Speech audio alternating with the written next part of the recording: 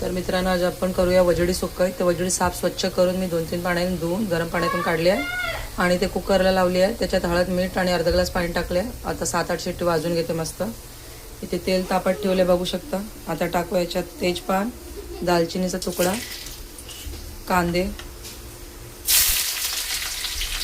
चला तर आता कांदे परतून घेतो थोडे. मित्रांनो, तर बघू शकता कांदे परतून झाले आपले. आता आपण टाकूया मसाले, हळद आणि थोडंसं तिखट. हळद आधी पण टाकले तर तो थोडं कमी टाकायचं होतं. आता टाकूया आलं लसूण पेस्ट. मी नेहमी फ्रेशच कुटून टाकते जेणेकरून भाजीला मस्त चांगली चव येते. चला आता मिरची मसाले परतून घेते. चला तर मित्रांनो, मसाले पण परतून झाले. तर टाकते टोमॅटो आणि 2 मिनटं झाकण लावून टोमॅटो नरम शिजून घेते. मित्रांनो, तर बघू शकता मसाले मस्त परतून झाले. आता टाकते वजडी बॉईल केलेलं.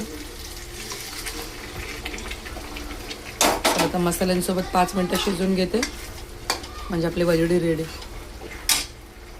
मित्रांनो, तर बघू शकता झणझणीत आपला वजडी रेडी आहे. तुम्हाला जर माझ्या रेसिपीज आवडत असतील तेवढे लाईक करा, शेअर करा आणि सबस्क्राईब करा माझ्या चॅनलला आणि जास्तीत जास्त शेअर करा.